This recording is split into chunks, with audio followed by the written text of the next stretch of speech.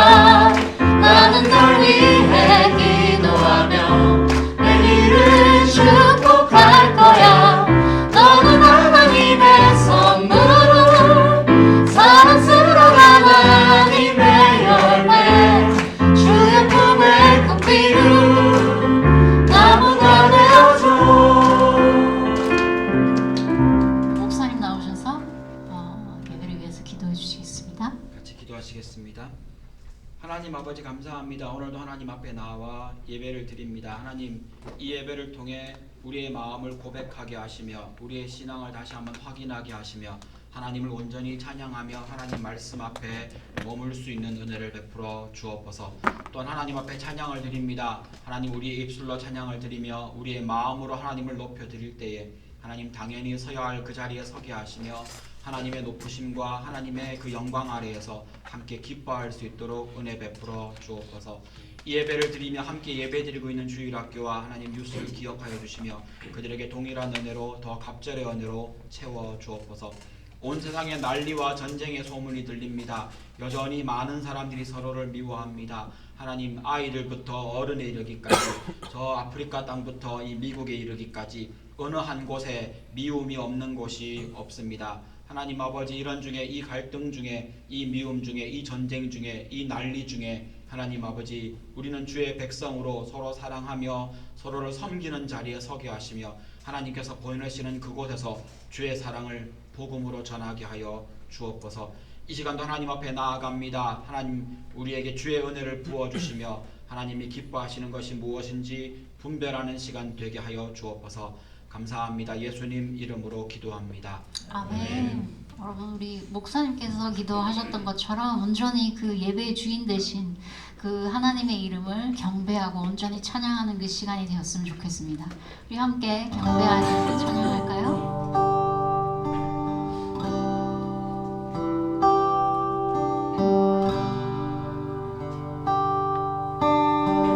I worship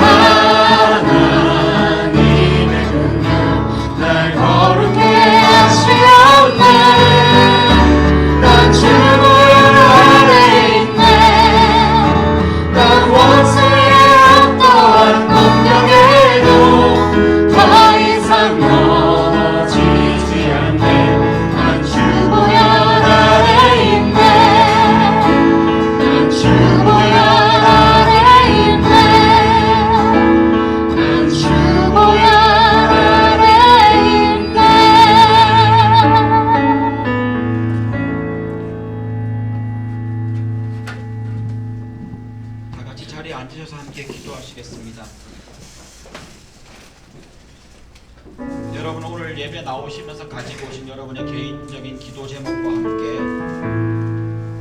우리 교회를 섬기는 섬김이들을 위해서 기도해 주시면 좋겠습니다. 우리 교회는 교회가 처음 생길 때부터 성도들이 열심히 섬겨서 이만큼 온 교회입니다. 여러분들이 섬기는 그곳, 우리 섬김이들이 섬기고 있는 그곳에서 그 섬김으로 우리 교회가 여기까지 왔습니다.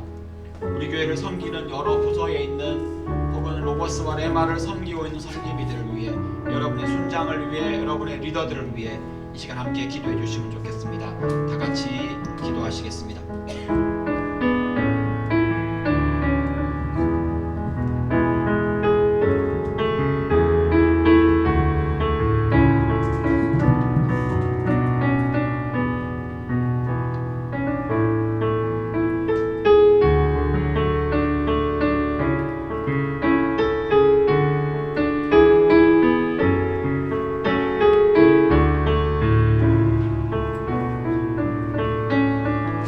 계속해서 기도하십니다. 우리 교회와 또 세상에 있는 많은 교회들, 하나님의 교회들이 이 세상 속에서 세상을 본받지 않고 하나님의 뜻을 분별하며 교회 하나됨과 교회의 정결함을 지키는 그 교회들 되게 해달라고, 여러분 알고 있는 여러분의 모교회, 여러분이 부모님이 다니시는 교회, 여러분이 지나왔던 교회, 우리 교회까지 전 세계에 흩어져 있는 많은 하나님의 교회들이 그 하나됨과 그 정결함을 잘 지키게 해달라고 이 땅에 있는 교회들을 위해 함께 기도하시겠습니다.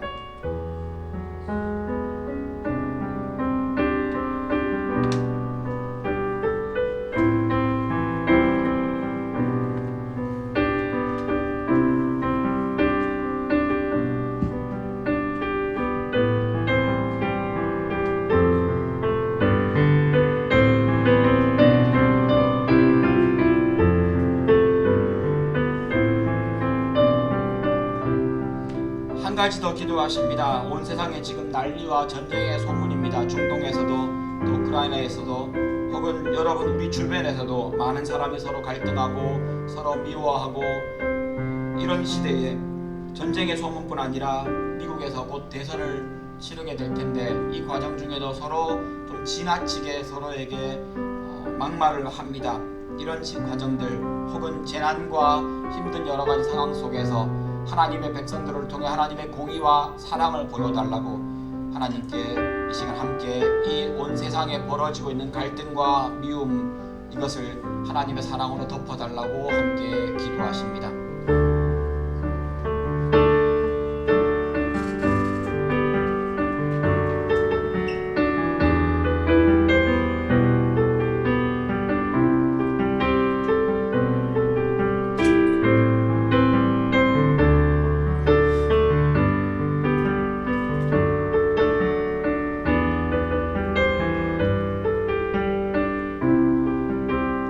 말씀 우리 주 예수 그리스도의 이름으로 기도합니다.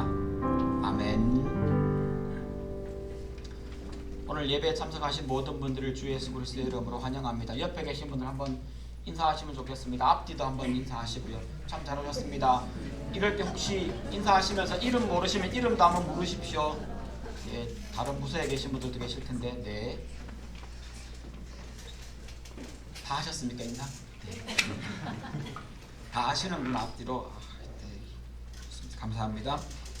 교회 홈페이지에 주일 말씀 부분 미리 실려 있습니다. 여러분들 주중에 홈페이지도 가끔 방문하시고 저희 교회 유튜브도 가끔 확인하시고, 그리고 거기에 있는 자료들, 그다음에 특별히 주일 말씀 여러분이 미리 묵상하시고 주일 오시면 더 좋을 것 같습니다. 기억해 주십시오. 저희 교회 원투원 성경 공부 있는 거 기억하시고요. 여러분 주변에 원투원 성경 공부 하시는 분들, 여러분이 원투원을 받고 또 다른 사람에게 원투원을 해줄 수 있는 자리에까지 나아가실 수 있으시면 좋겠습니다. 신교 준비 사인업 여러분들 교회 오픈 채방에 있습니다. 기억하시고 투표하는 것처럼 거기 하시면 되고요. 이전에 하셨더라도 다시 하시려면 다시 투표하는 거 누르셔서 거기 부분 추가하시면 됩니다. 기억해 주십시오. 각 부서에서 여러 섬김일을 찾고 있습니다. 주일학교 교사를 특별히, 그리고 분일 책당대가 12월 초에 있을 그 크리스마스 찬양 예배를 준비합니다. 여러분들께서 아마 많은 분들이 함께 하자는 얘기를 들으셨을 텐데 꼭 하시면 좋겠습니다. 저도 합니다. 핑계 대지 마시고 지자체장님 언제부터 연습합니까? 오늘부터. 네, 오늘부터 연습합니다. 네, 오늘 예배 끝나고 더 연습할 테니까 여러분들 꼭 연습하시고 오늘 혹은 한 번 빠진다 그러면 아마 친절하게 그 각 파트 연습하는 자료도 주실 테고 악보도 가져가실 수 있고 많은 걸 지원해 드릴 수 있습니다. 이때 평생에 여러분 성가대 설 수 있는 놀라운 이 자리에 여러분을 초청합니다. 기억해 주십시오. 크리스마스 신발 상자를 저희 교회에서 이번에 하려고 합니다. 여러분들 그 구체적으로 어떻게 하는가에 대해서 궁금하실 텐데요. 슬라이드를 한번 보시면서 설명을 드리겠습니다. 제일 먼저 하실 일은 신발 상자를 준비하시는 겁니다. 신발 상자는 저기 나와 있는 저건 파는 겁니다. 요 지금 이 일을 주관하는 거기에서 파는 건데 저거 꼭 안 사셔도 되고요. 그걸 구입할 수 없는 사람의 경우에 저걸 사라고 얘기하는데 집에 있는 신발 상자 없으시면 제가 알기로 크리스찬스버거에 가면 월마트나 아니면 타겟이나 혹은 그 신발 파는 큰 가게들 있지 않습니까? 거기 가서 신발 상자 하나씩 하시고요. 여러분 보관하시는 신발 박스를 사용하셔도 됩니다. 혹은 신발 상자가 아니어도 그 정도 크기의 박스면 다 괜찮습니다. 일단 하나를 마련하시고 그 다음에 마음에 정하셔야 되는 것이 남자애한테 선물할 건지 여자애한테 선물할 건지 타겟을 정하는 겁니다. 그리고 나이는 2살에서 4살, 5살에서 7살, 10살에서 14살 요 나이 또래 아이들 중에 하나 이렇게 정해서 나는 남자아이 10살에서 14살 아이로 하겠다. 혹은 나는 여자아이 2살에서 4살 아이로 하겠다. 라고 마음에 정하신 다음에 이제 마음에 생각하면서 기도하시면서 이제 물건을 거기 신발 박스에 채우는 겁니다. 뭐 인형이라든지 혹은 뭐 학용품이라든지 이런 것들을 추천합니다. 그렇게 채워주시고 특별히 피할 물건들이 있습니다. 이게 배송하는 과정 중에 터진다든지 혹은 아이들이 지금 전쟁이 있는 지역에서 사는 아이들이 있기 때문에 전쟁 관련된 장난감은 좀 빼주시고요. 혹은 깨지기 쉬운 물건도 싸지 않는 것을 추천합니다. 의약품도 상하거나 혹은 다른 용도로 사용될 수 있기 때문에 그런 것들은 빼고 순수하게 아이들 장난감과 혹은 학용품을 중심으로 그 박스를 채우고 내 개인적인 메시지를 담은 편지도 적으시고 누가 받을지 모르지만 그 아이를 위해서 기도하시면서 박스를 준비하신 다음에 11월 17일 날 그 박스를 저희 교회로 들고 오시면 됩니다. 그 과정 중에 제가 다음 주쯤에 스티커를 준비해서 가져올 겁니다. 제가 요청을 해서 저희 집에 도착해 있습니다. 아까 보여드렸던 그 스티커에다가 남자인지 여자인지 표시하고 몇 살인지 표시한 다음에 그 스티커를 그 박스에 붙이고 그걸 들고 11월 17일 날 모이면 그걸 들고 이 블랙스버그에서 관할하는 교회에 갖다 주게 됩니다. 혹시나 자동차가 없거나 교통편이 없어 나는 물건을 사러 갈 수도 힘들다 라고 얘기하시는 분이 계실까봐 11월 17일 주일이 되기 전에 아마 그 전주에 토요일이나 금요일쯤 적당한 날을 정해서 한번 같이 되시는 분들 라이드를 이렇게 해주실 수 있는 분들을 모아서 여러분들 함께 월마트나 혹은 타겟이나 이렇게 쇼핑하러 가겠습니다. 한 20불 정도 드는 정도의 물건을 준비해 주시는 거고요. 또 배송하기 위해서 도네이션을 10불을 받습니다. 여러분이 마음에 함께 정하시면서 해주시면 이 물건이 이 선물이 100여 개가 넘는 나라의 어린이들에게 선물로 전해지게 됩니다. 여러분 이번에 내가 20불 뭐 배송비까지 30불입니다. 30불 내 용돈을 조금 아껴서 내가 누군가에게 기쁨을 선물하겠다 라는 일에 함께 동참해 주시면 좋겠습니다. 제가 이렇게 길게 설명했으니까 여기 계신 분들이 다 하실 줄 제가 믿겠습니다. 오늘은 친교가 없습니다. 따로 준비하겠다고 자원해서 사인해 주신 분이 없어서 오늘은 쉽니다. 그래서 여러분들 예배 끝나고 돌아가시면 되고요. 송인호 형제가 수고해 주셔서 빵을 픽업해 왔습니다. 빵을 가져가실 수 있고요. 또 성가대에서는 자체적으로 아마 음식을 조금 드셔야 될 것 같습니다. 기억해 주시고요. 11월 3일은 다음 주가 아닙니다. 11월 3일은 2주 뒤입니다. 그때는 모여라 각종 반찬 한번 해보신 분들은 아실 겁니다. 반찬 들고 오시는 겁니다. 음식 안 해오셔도 되고요. 집에서 먹는 혹은 여러분이 만드신 반찬을 들고 오시면 됩니다. 밥이랑 다른 것들은 교회에서 준비를 하겠습니다. 반찬 들고 오셔서 함께 풍성한 반찬으로 친교 나눔을 준비하도록 하겠습니다. 기억해 주십시오. 이 시간 하나님 앞에 드릴 헌금 위해서 기도해 주시겠습니다.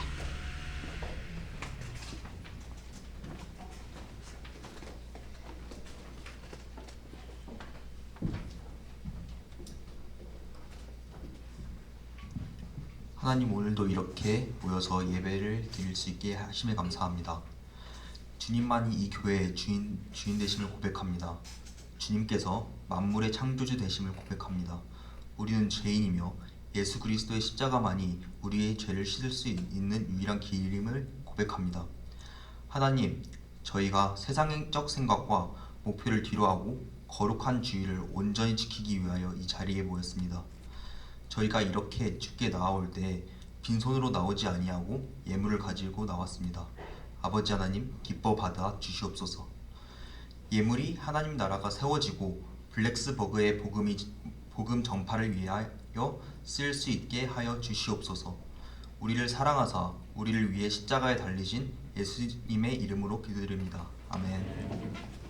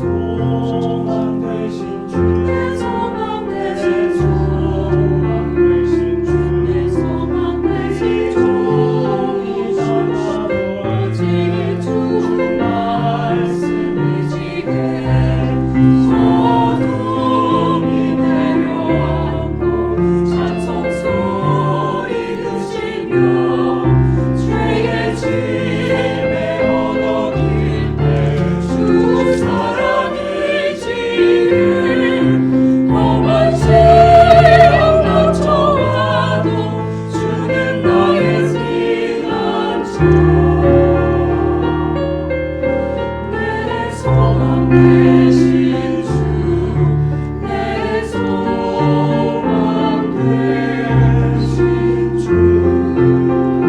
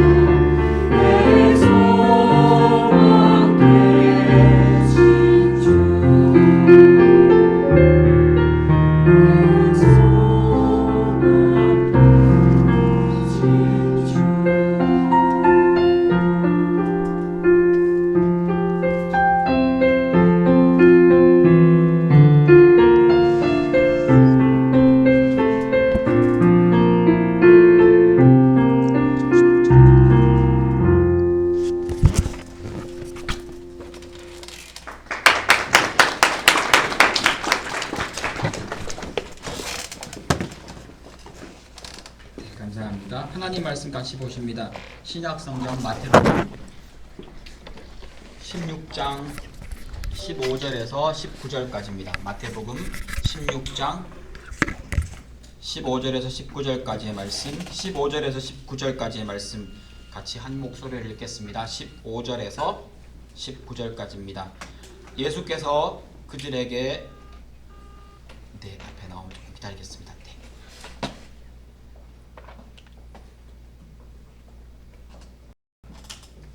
마태복음 16장 15절에서 19절까지입니다.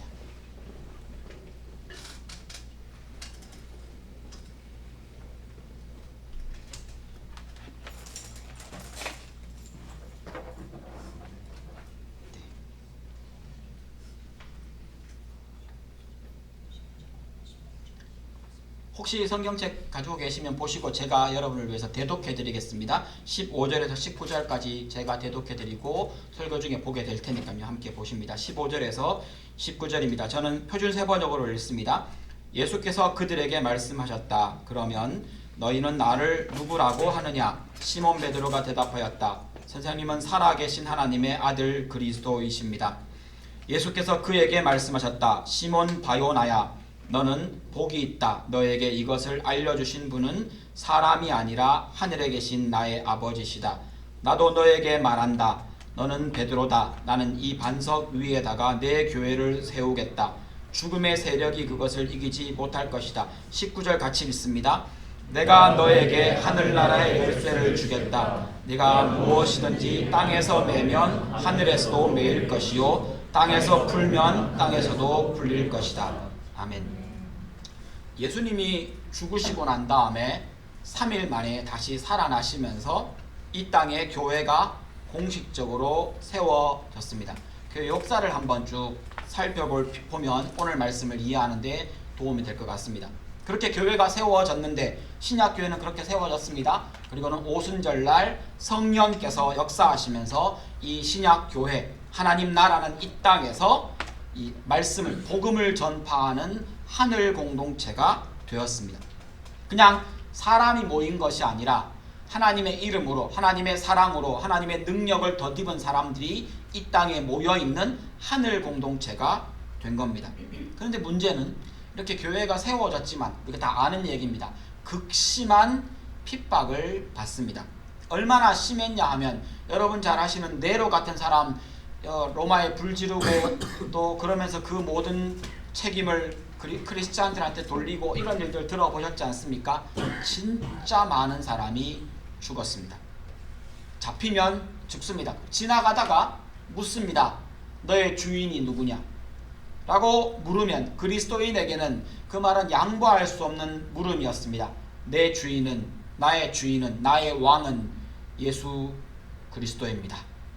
그럼 그 말을 하는 순간 황제에게 충성하지 않는 죄로 그 자리에서 심판도 없이 재판도 없이 죽을 수 있었습니다. 그렇게 극심한 핍박 때문에 사람들은 지하로 숨게 됩니다. 이 지하는 말 그대로 땅속이란 의미도 있지만 실제로 땅을 파고 그 속에 카타쿰이라고 하는 곳에 들어간 사람들도 있었고요. 동시에 내가 예수 믿는 사람이라는 것을 드러내지 못하고 숨어서 몰래 모이는 지하교회로 사람들이 숨어들게 되었다는 겁니다.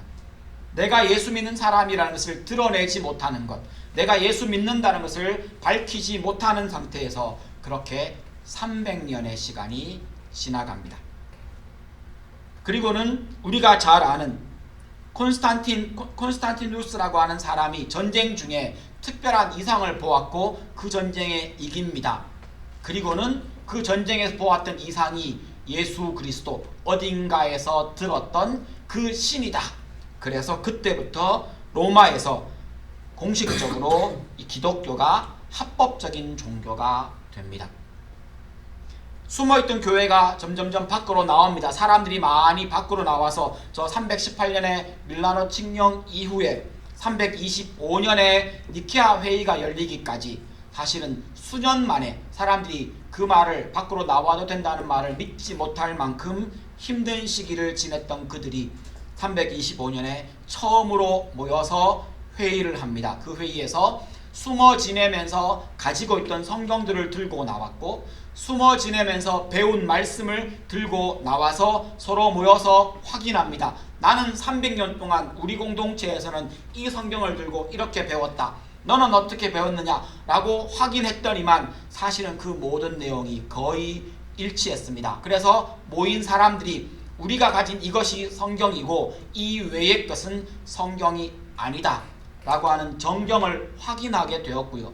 우리가 믿고 있는 바로 이것이 우리가 고대 우리의 믿음의 선배들과 사도들에게 전수받은 믿음의 신앙의 내용이다 라는 것을 확인해서 저 니케아 회의부터 몇 번의 회의 동안 중요한 교리들을 확증하게 됩니다.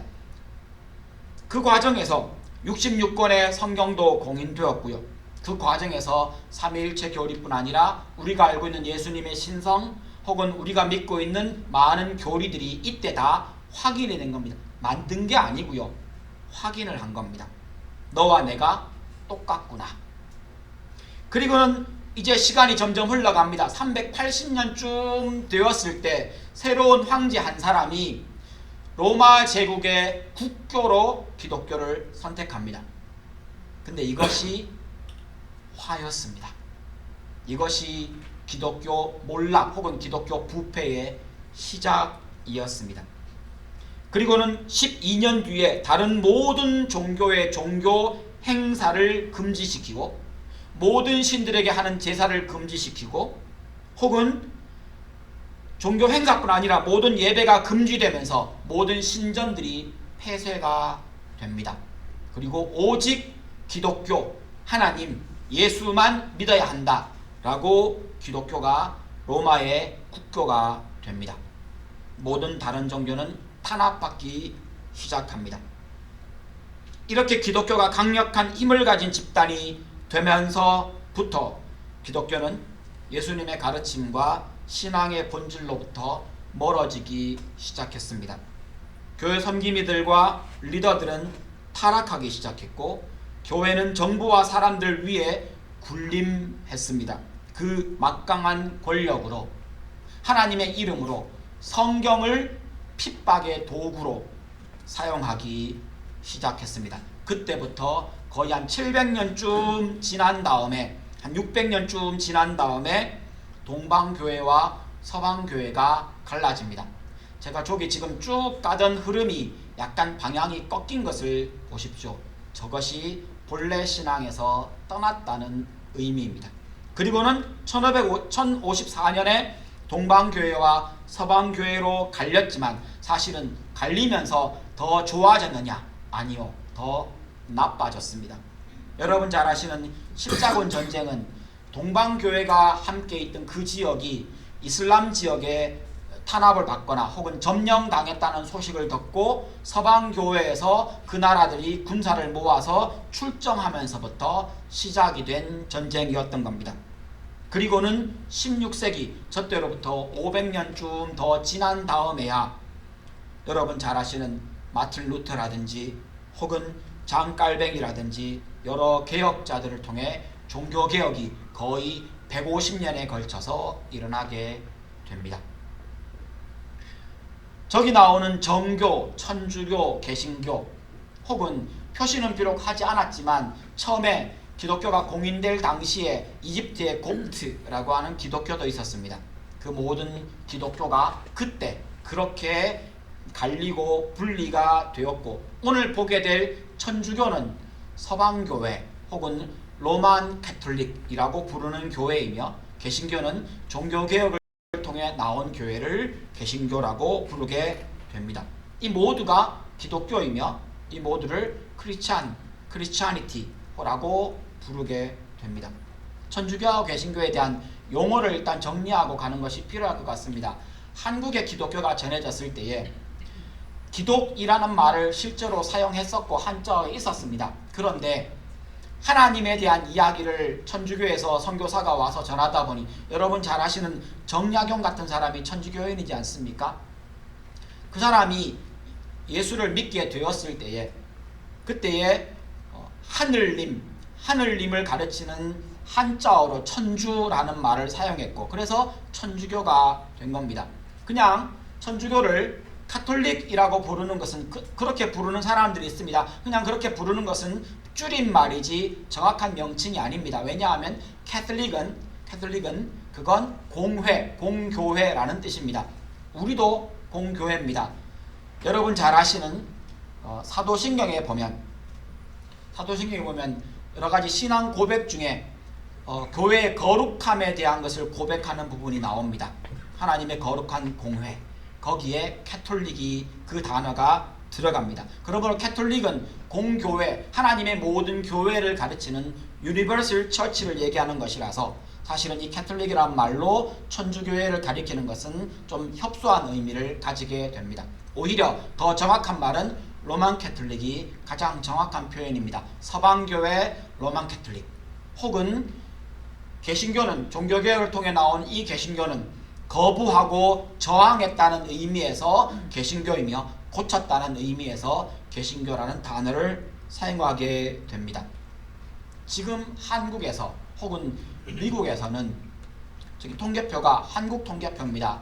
전체 인구의 23년 전체 칼럼을 보시면 17%가 개신교입니다.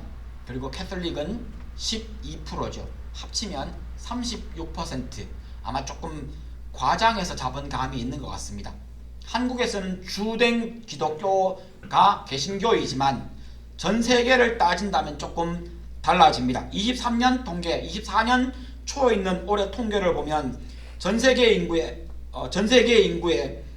나오는 전 세계 81억 중에 기독교인은 26억 명이며 그 중에 천주교인이 12억, 개신교인이 6억 명, 독립교회가 4억 명, 정교회가 3억 정도 되는 인구로 예수를 믿는다고 합니다. 정말로 예수를 믿는지는 모르겠습니다. 적어도 종교 활동을 하고 그 교회에서 가지는 통계들을 모아 놓은 겁니다.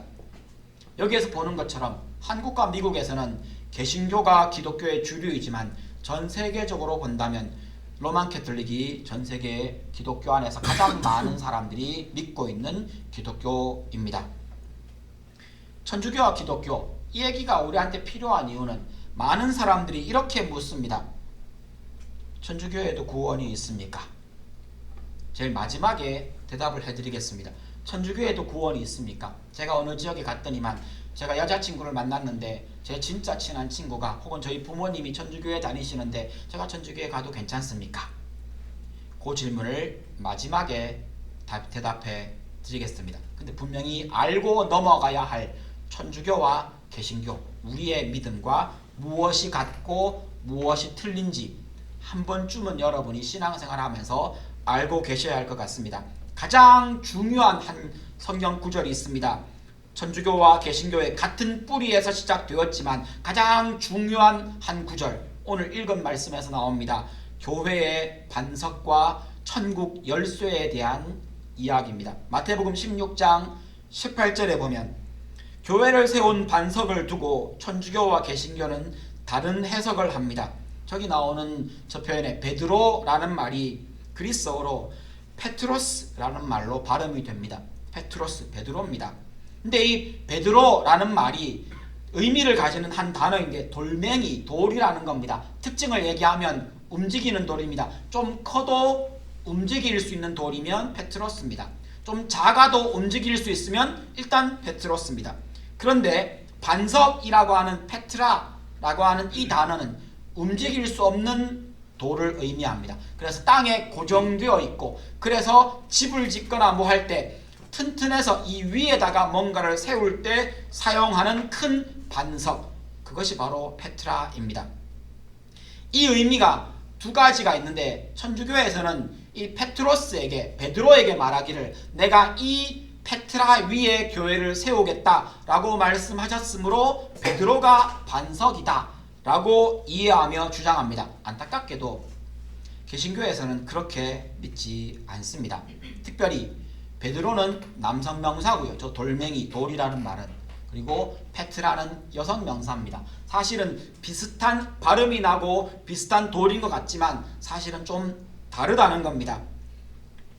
17절의 내용을 보면 조금 더 분명해집니다. 17절을 보면 예수님이 베드로의 고백을 들으시면서 너에게 이 고백, 이 신앙 고백을 알려주신 분은 하늘에 계신 아버지다. 이 고백, 이것은 이라고 표현한 다음에 18절로 넘어가면 그리고는 이 반석이라고 표현하고 있습니다. 그러면 이 반석은 앞에 고백했던 베드로의 신앙 고백이라고 보는 것이 성경 문맥에 혹은 문법에 더 맞습니다. 신앙 고백 위에 교회를 세우셨습니다. 이 차이 때문에 천주교에서 베드로 위에 교회를 세웠다, 베드로가 반석이다 라고 믿는 그들에게는 베드로 위에 교회를 세웠으니 교회의 기초가 베드로, 바로 그 사람인 겁니다. 거기다가 19절에 나오는 걸로 보면 베드로에게 열쇠를 줬답니다. 그렇지, 교회도 베드로 위에 세웠고 열쇠도 베드로에게 주었다. 여기서 말한 너에게는 분명히 베드로가 맞습니다. 근데 우리는, 개신교인 우리는 이 말씀을 그 신앙 고백, 이 신앙 고백을 한 베드로, 이 신앙 고백을 한 그 반석 위에 세워진 교회로서의 베드로에게 이 열쇠를 주었다라고 이해하는 겁니다. 그래서 천주교에서는 일대 교황인 베드로의 뒤를 이어 베드로가 일대 교황이랍니다. 언제부터 세워졌는지는 알 수 없습니다. 그들의 주장입니다. 300년 지난 다음에 교회가 밖으로 나왔으니 그 사이에 몇 명이 쭉 이어졌겠지요, 로마 교회 안에서. 그리고는 우리가 몇 대 교황이다 이렇게 표현하면서 그렇게 리더를 세웠던 겁니다. 교회는 베드로 위에 세워졌고 천국 열쇠는 베드로가 받았다 라고 천주교 로만 캐톨릭에서 주장하며 베드로를 일대 교황으로, 그 이후에 그 교황은 이 땅에서의 하나님의 대리자이다, 중보자다 라고까지 주장을 하게 됩니다. 그럼 우리는요? 그게 아닙니다. 우리는 베드로의 그 신앙 고백 위에 교회가 세워졌고 천국 열쇠는 그 신앙 고백을 하는 사람들, 교회가 받았다라고 믿는 겁니다. 어떤 사람의 말이나 전통도 그것이 교황이라 할지라도 혹은 그것이 베드로라 할지라도 하나님의 말씀, 그 성경과 같은 권위를 가질 수는 없다는 것이 개신교의 한결같은 양보할 수 없는 우리의 신앙의 내용입니다. 천주교에서 교황에게 특별한 권위를 부여하고 있기 때문에 여기서 파생된 것이 이 천주교의 혹은 로만 캐톨릭의 사제 직분입니다. 사제 직분을 그들은 성직이라고 부릅니다. 거룩한 직분. 그리고 그들에게 특별한 권한을 줍니다. 사실은 성경에 그런 권한을 준 적이 없지만 그 권한을 사제에게 줍니다. 주로 그 권한은 죄를 사하는 권한입니다. 이게 언제 드러나는가 하면 천주교에서 하는 고해성사를 할 때, 고해성사를 하면 사제가 반드시 너의 죄가 사해졌다라고 선포합니다. 그리고 모든 성례는 사제만 집례할 수 있습니다. 하지만 우리는, 개신교는 베드로전서 2장 9절에 따라서 모든 성도가 거룩한 제사장이라고 부릅니다. 베드로전서 2장 9절 보여주셔야 됩니다. 네. 베드로전서 2장 9절 혹시 혹시 없나요? 네, 제가 준비를 못했나 봅니다. 베드로전서 2장 9절에 보면 이런 구절이 있습니다. 그러나 여러분은 택함을 받은 민족이요 왕의 제사장들이요 거룩한 국민이요 하나님의 소유된 백성이다 라고 나옵니다. 왕의 제사장들.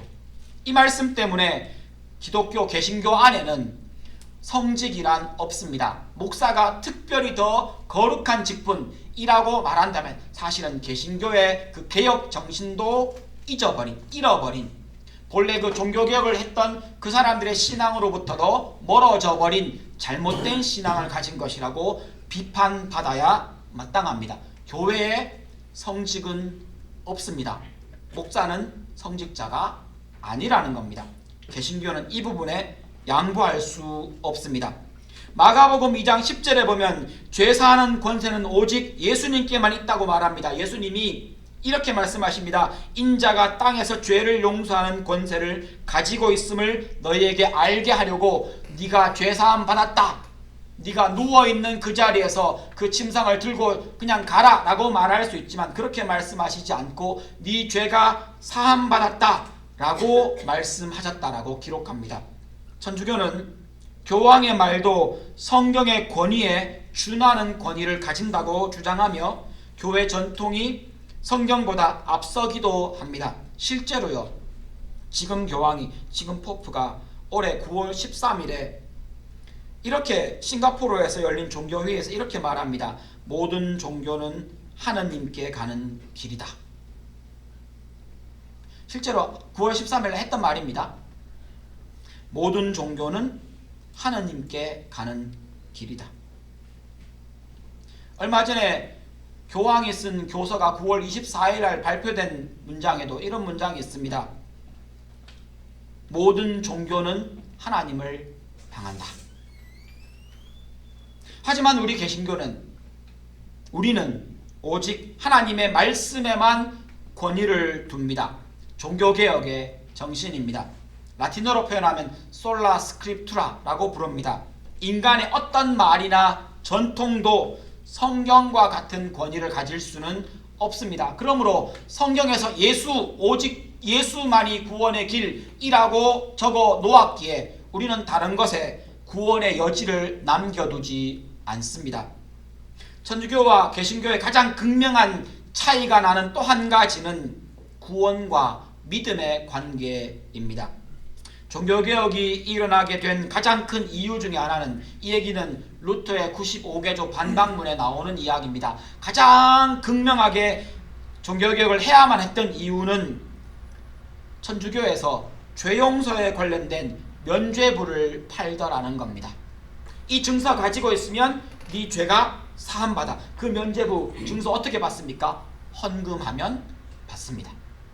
십자군 전쟁이 있을 때 이렇게 많은 영주들과 많은 젊은이들과 많은 사람들에게 이야기했습니다. 네가 이번 십자군 전쟁에 가서 예루살렘을 탈환해오거나 전쟁에 참여해서 멋지게 승리하고 돌아오거나 혹 네가 거기서 전사하면 내가 사제가 말입니다. 내가 너와 너의 가족과 너의 친척과 너의 대대손손 모든 사람이 죄사함을 받고 구원 얻도록 기도해 주겠다.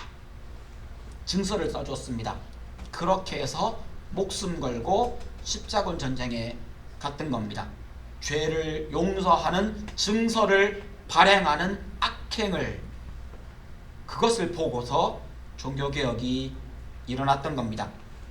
천주교는 사람이 구원을 얻으려면 믿어야 한다는 것을 인정합니다. 근데 거기다가 플러스 믿기도 해야 하지만 세례도 반드시 받아야 합니다. 세례 받지 않은 사람은 구원받을 수 없다고 말합니다. 혹은 고해 성사도 반드시 해야 합니다. 왜냐하면 세례를 받는 순간 나의 원죄가 사라지고 고해 성사를 함으로 자범죄를 하나님 앞에 고백하며 용서받아야 한다라고 말합니다. 거기다가 플러스 선행과 자비를 이 땅에서 행해야 한다고 가르칩니다. 이게 구원의 모든 조건들을 나열한 겁니다. 그러나 우리는 그렇게 믿지 않습니다. 에베소서 2장 8절부터 9절 내용을 보면 이 구절 같이 한번 읽어보겠습니다. 읽습니다. 여러분은 믿음으로 말미암아 은혜로 구원을 받았습니다. 이것은 여러분에게서 난 것이 아니요 하나님의 선물입니다. 구원이 행위에서 난 것이 아님은 아무도 그것을 자랑할 수 없게 하려고 하시는 것입니다. 에베소서에는 명확하게, 명백하게, 아주 분명하게 믿음으로 구원을 얻으며 이 믿음으로 구원을 얻는 것이 은혜로 구원을 받는다 라는 말로 표현되어 있습니다. 우리의 행위나 선행이나 혹은 세례받았기 때문이 아니라, 자비를 베풀었기 때문이 아니라, 고해 상사를 했기 때문이 아니라 예수 그리스도를 나의 구원자와 주인으로 영접하는 그 믿음 때문에, 믿음만으로 구원을 얻습니다. 굳이 표현하자면 천주교에는 이 믿음에다가 다른 것을 더한 겁니다. 오직 믿음, 솔라 피데라고 불리는 이 믿음, 이것이 종교개혁의 가장 중요한 모토였습니다. 오직 믿음으로만 구원을 얻습니다. 이것을 오직 은혜로 구원 얻는다는 말로 바꾸어 똑같은 말입니다. 표현합니다. 오직 은혜로 구원을 받습니다. 죄를 사하는 권세는 오직 하나님께만 있고 인간은 오직 믿음으로만 죄사함을 얻고 믿음으로만 구원을 얻습니다. 믿음으로만 하나님 앞에 나아갈 수 있으며 믿음으로만 하나님 나라의 백성이 될 수 있습니다. 다른 것 아무것도 없습니다. 여기에 더할 것도 없고 뺄 수도 없습니다. 오직 믿음입니다. 이것이 개신교와 천주교의 가장 극명한 차이입니다. 천주교와 개신교의 교리와 세계관이 다른 많은 부분에서 서로 차이가 나는 이유의 가장 큰 이유는 천주교가 가지고 있는 성경과 우리가 가지고 있는 성경이 조금 다르기 때문입니다. 우리 성경은 66권입니다. 구약 성경이 39권, 신약 성경이 27권입니다. 그래서 66권인데 천주교에서는 73권을 성경, 정경이라고 부릅니다. 이 천주교에는 우리가 가지고 있는 이 성경에다가 가지고 있는 이 성경에다가 제2경전이라고 불리우는 7권의 외경, 우리는 외경이라고 부르는 것들을 성경 안에 포함시켰습니다. 그 내용들을 조금 살펴볼 필요가 있습니다. 무슨 내용이 있길래 이렇게 천주교와 우리와 교리가 달라지고 모양이 달라졌는가? 이 토비트서라고 불리우는 외경은 저기 나오는 저 7권 밑에 에스더와 다니엘이 추가되었다는 부분은 우리 구약 성경 에스더와 다니엘에 없는 부분이 조금 더 내용이 첨가된 것을 의미합니다. 그 외에 나머지 7권은 그냥 없는 책이 들어가 있습니다. 근데 그 중에 특별히 저기 나오는 7권 모두는 구약 성경에 해당되는 겁니다. 신약은 우리와 똑같은 성경책을 사용합니다.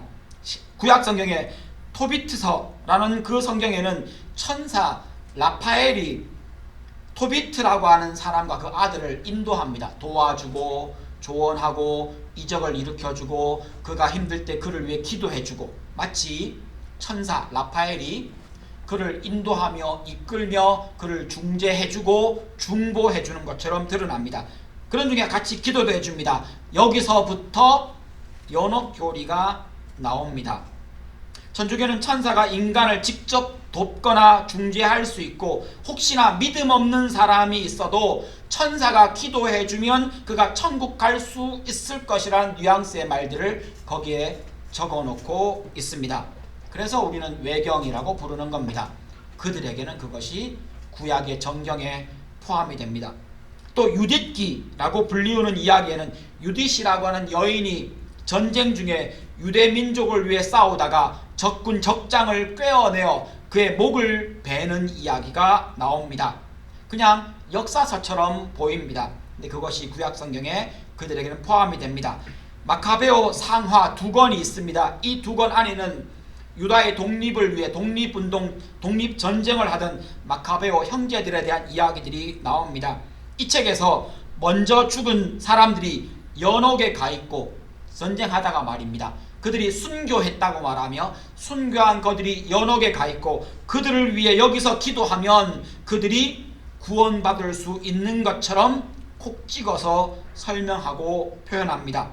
그리고는 여기에서 이 실력이 높은 사람, 신앙이 좋은 사람, 그것들은 천주교에서는 그들을 성자, 성인이라고 부르는 세인트라고 부릅니다. 그 성자들이 열심히 그들을 위해 기도해 주면 좀 모자라는, 신앙이 좀 모자라는 그들에게 그들의 기도가 보태어져서 하나님 나라에 들어갈 수 있다고 가르칩니다. 이게 그들이 성인, 성자를 추앙하는 이유입니다. 지혜서라고 하는 그들의 성경이 있습니다. 솔로몬의 지혜를 담고 있는데 이것은 정의로운 삶에 대한 이야기와 악인의 멸망에 대한 이야기를 적고 있습니다. 여기에서 사람이 그리스도인으로 살아가는 중에 선행을 베풀고 지혜로워야만 한다 라는 부분을 유난히 강조합니다. 집회서라고 하는 외경을 그들은 정경으로 받아들입니다. 여기에는 윤리와 특별히 부모님을 공경하고 자비를 베푸는 것에 대한 이야기를 합니다. 선행과 자비를 베풀면 죄 용서 받을 수 있다 라는 표현도 나옵니다. 선행을 베풀고 자비를 베풀면 내가 잘못했던 것이 상쇄된다는 겁니다. 이슬람의 신앙과 참 유사합니다. 바룩서가 있습니다. 이 바룩이라는 사람은 예레미야의 비서 같은 사람이었습니다. 예레미야가 불러주는 이야기를 예레미야 이 서에 보면 그 바룩이 받아 적었다는 이야기도 나옵니다. 근데 그 바룩이 예언서를 적었다고 기록되어 바룩서가 있습니다.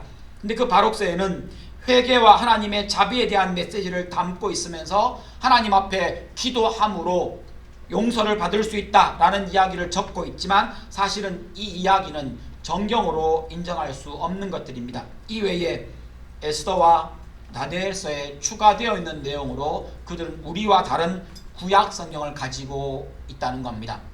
연옥에 대한 이야기, 혹은 천사가 우리를 돕고 중재한다는 이야기, 죽은 사람을 위해서 기도하면 중간 상태에 있는 어떤 사람이 구원 얻지 못하는, 믿지 못했던 그 사람도 구원을 얻을 수 있고 하나님 나라 백성이 될 수 있다라고 말하는 교리들은 다 여기에서 온 것들입니다.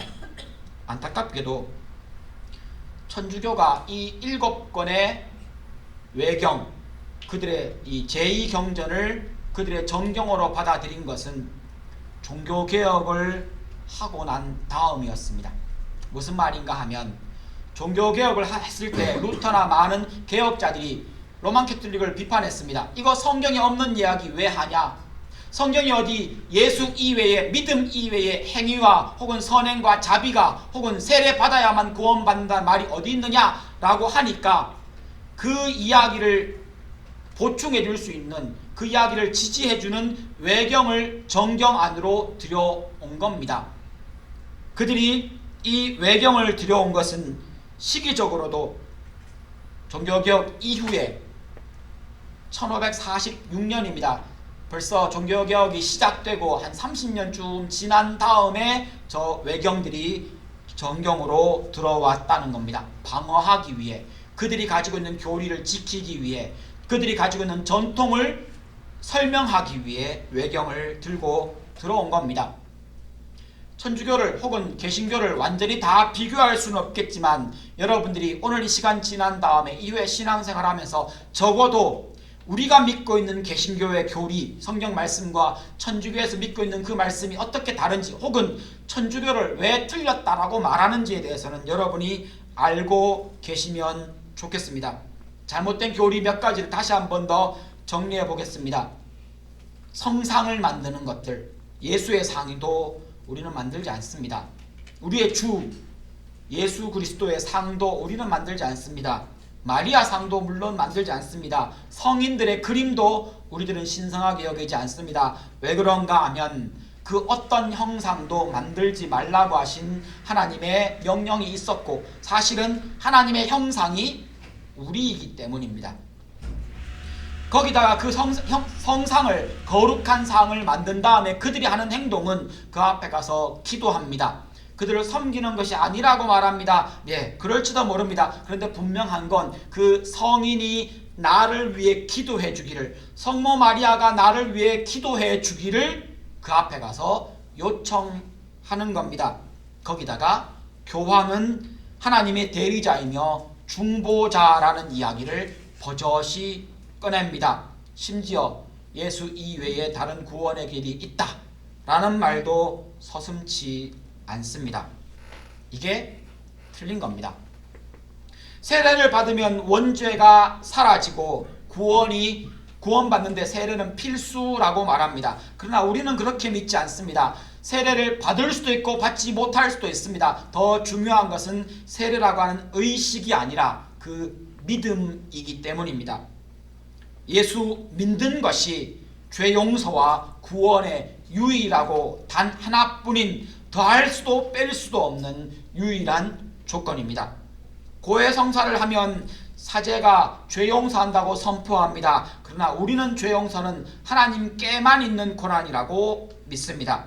연옥에서 영혼이 정화되고 기도하고 헌금을 누군가가 많이 해주면 그 사람이 천국 갈 수 있다고 믿는 천주교는 성경에 나오는 이야기들을 제대로 보지 않은 겁니다. 연옥은 없습니다. 중간 상태는 없다는 겁니다. 천국은 자기와 하나님과의 관계, 그 믿음만으로, 그 사람과의 하나님과의 관계만으로 결정이 됩니다. 믿음 더 좋은 사람이 기도해주면 내가 부족한 것이 채워지는 일은 없습니다. 내가 믿어야 합니다. 내가 하나님 앞에 고개 숙여야 합니다. 구원은 믿음과 함께 선행, 성화가 중요하다고 가르칩니다. 믿는 사람이 똑바로 행동하지 못하면 구원받지 못한다라고까지 이야기합니다. 그러나 성경은 그렇게 말하지 않습니다. 우리도 그렇게 믿지 않습니다. 구원은 오직 믿음으로만 얻으며 진정한 믿음은 너무 자연스럽게 그 행동과 삶으로 드러난다고 믿습니다. 말씀을 마무리해 보겠습니다. 교리의 차이에 대해서 제가 거듭거듭 몇 가지를 강조했습니다. 그러면 이런 질문을 던집니다. 천주교에 다녀도 구원받을 수 있습니까? 구원은 예수 그리스도를 믿는 믿음으로 하나님의 은혜로 받는 거지 교단이나 교파에 따라 주어지는 것이 아닙니다. 그러므로 천주교회에 다니는 사람 중에 신약 성경을 그대로 가지고 그들도 그대로 가지고 있으니 그 신약 성경에 나오는 대로 그 복음을 받아들인 사람이라면 그는 하나님 나라 백성이 될 겁니다. 하나님 나라 백성으로 살아가게 될 겁니다. 그걸 굳이 간단하게 표현한다면 내 천주교에 다니는 사람 중에 구원받은 하나님 나라 백성이 있을 수 있다는 말입니다. 다만 천주교에서 가르치는 잘못된 교리, 선행과 성례와 자비를 행해야만 구원받는다는 교리를 받아들이고 그렇게 살아가려고 애쓰는 사람한테는 갈라디아서에서 말하는 것처럼 그는 잘못된 복음, 거짓 복음을 받아들인 것이고 그에게는 구원이 없을 가능성이 훨씬 높습니다. 구원을 확정적으로 여기 있는 제가 구원 받았습니다, 못 받았습니다 이렇게 말할 수는 없습니다. 그러나 성경대로 말해야 한다면 갈라디아서의 근거에서 천주교에서 가르치는 대로 구원의 조건 그 붙어있는 수많은 다른 것들에 그것이 복음으로 알고 그렇게 믿는다면 그 사람은 복음으로부터 구원으로부터 멀어지고 있는 것이 분명합니다. 가능은 하지만 그래서 이렇게 표현할 수 있습니다. 천주교에 다니면 구원받는 것이 가능은 하지만 왜곡되고 잘못된 복음을 듣기가 훨씬 쉽고 거기에 가깝다는 겁니다. 친구 따라서 혹은 가까이 있는 천주교회 신앙생활하러 가도 됩니까? 천주교회 다니면서도 구원받을 수 있다면서요. 그렇게 말입니다. 천주교회 다녀도 예수 잘 믿으면 예수를 구원자와 혹은 예수를 주인으로 영접하면 그 믿음만으로 구원 얻는다는 말을 하고 나니까 연속해서 이런 질문을 여러 번 받았습니다. 우리가 믿는 성경 진리를 잘 가르치고 예수님이 가지고 오신 하나님 나라 복음을 잘 전파하는 개신교회를 찾아가십시오. 굳이 천주교에 찾아가지 마시라는 겁니다. 제가 천주교 미워하는 사람이라서가 아니라 성경이 그렇게 말하고 성경 진리가 그렇게 말하기 때문입니다. 여러분 미슐랭 스타 1, 2, 3 이 말에 이 스타가 가지고 있는 의미를 혹시 아십니까? 미슐랭 스타 3스타면 이런 의미라고 합니다. 그 식당의 음식은 너무 독창적이고 뛰어난 요리라서 그 음식을 먹기 위해 여행 일정과 여행 장소를 변경해서 그 음식 먹기 위해서 말입니다. 변경해서 그 식당이 있는 도시를 방문할 만큼 독특하고 맛있는 음식이 그 집에 있다 라는 의미가 미슐랭 3스타의 의미입니다. 미슐랭 2스타는요 그 동네를 간다면 그 지역을 간다면 거기 꼭 들러야 한다. 그게 여러분의 여행의 가장 중요한 장소가 될 거다. 여기까지가 미슐랭 스타 2스타입니다.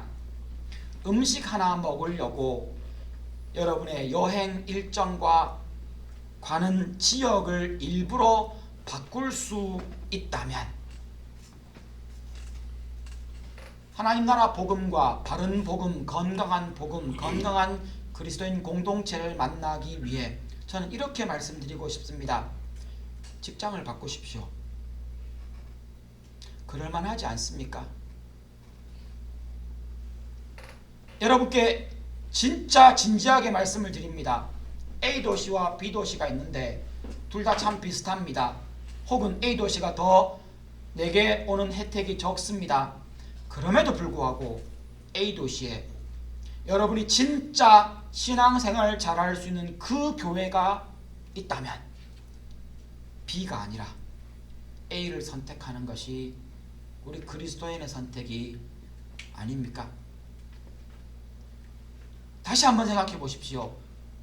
돈 더 많이 주고 더 많은 혜택을 누릴 수 있는 곳이 아니라 예수 믿는 사람으로 좋은 공동체, 하나님의 복음이 살아있는 공동체를 만나기 위해 여러분의 여행과 여러분의 음식 먹는 장소 때문에 여행지를 바꾸는 그 미슐랭 이야기처럼 여러분의 진로에 그 복음과 그 교회는 아무런 영향력도 없는 겁니까?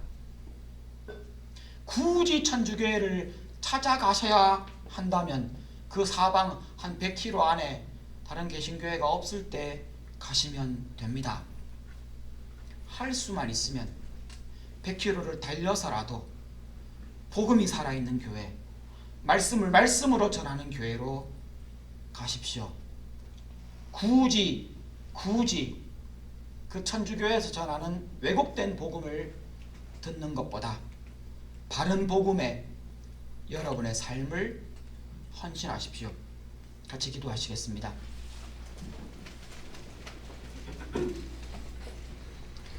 나와 나의 가족과 나의 친구들 모두 오직 믿음, 오직 은혜로 구원받아 주의 나라 백성으로 살아가게 해주십시오라는 기도를 하시면 좋겠습니다. 여러분 예수 아직 믿지 않으십니까? 예수를 영접하시기를 하나님 앞에 기도하시면 좋겠습니다. 여러분 가족 중에, 여러분의 부모님, 여러분의 형제자매, 여러분의 친구 중에 아직 예수 믿지 않는 사람이 있습니까? 그가 예수 그리스도를 믿음으로 영접하고 나와 함께 주의 나라 백성으로 이 땅에서부터 살아가게 해달라고 함께 기도하시면 좋겠습니다. 먼저 같이 기도하시겠습니다.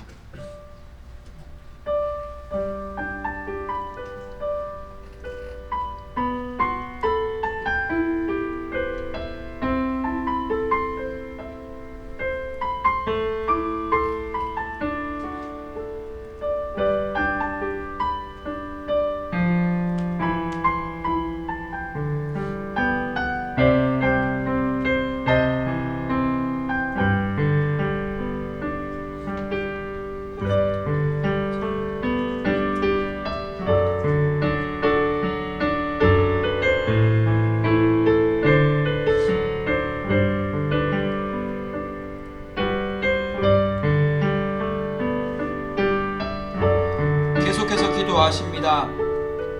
우리에게 주신 그 기록된 성경 말씀대로 우리가 가르치는 사람 되게 하시며, 기록된 그 성경 말씀대로 믿는 사람 되게 하시며, 기록된 그 성경 말씀대로 살아가는 사람 되게 해달라고 우리의 삶을 하나님의 말씀 위에 두시는, 말씀 이외에 다른 사람의 말이나 다른 권위나 전통이 아니라 하나님의 말씀대로 믿고 하나님 말씀대로 살고 말씀대로 가르치고 말씀대로 배우게 해달라고 이 시간 하나님 앞에 함께 기도하시겠습니다.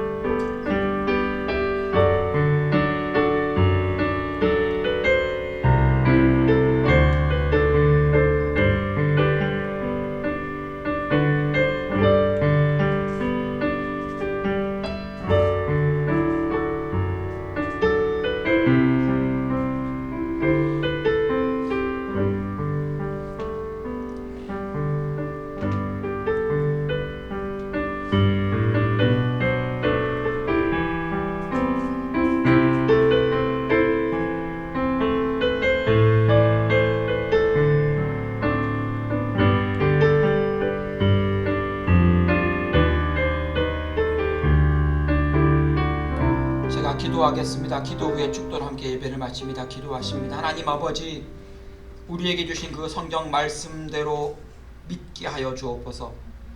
우리에게 주신 그 성경 말씀대로 살아가게 해 주옵소서. 그 성경 말씀이 우리에게 주시는 하나님의 말씀임을 믿기에 그 말씀대로 가르치고 그 말씀대로 배우는 우리들과 우리 교회 되게 하여 주옵소서. 나만 그럴 뿐 아니라 나의 가족들도, 나의 부모님, 나의 자녀, 나의 친구들도, 나의 동료들도, 나의 배우자도 모두 나와 함께, 나와 같이 오직 믿음으로, 오직 은혜로 구원받아 이 땅에서부터 하나님 나라를 함께 살아가게 하여 주옵소서. 복음 앞에서 하나님 정직하게 살아가게 하여 주옵소서.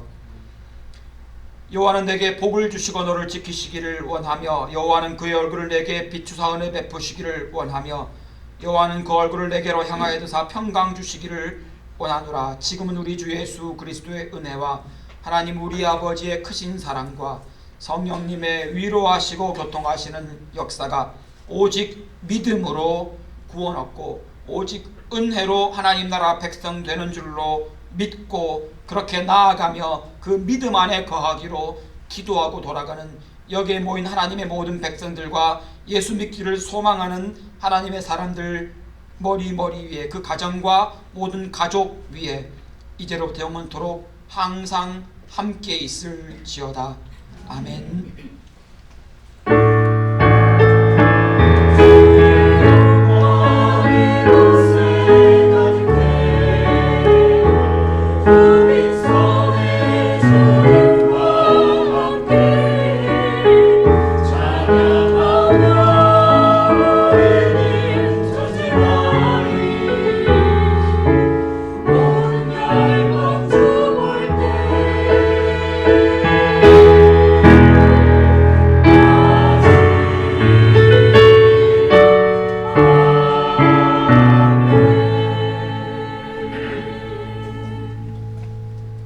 예배를 마쳤습니다. 오늘은 친교가 없습니다. 그래서 잠시 서로 인사 나누시고 돌아가시면 좋겠습니다.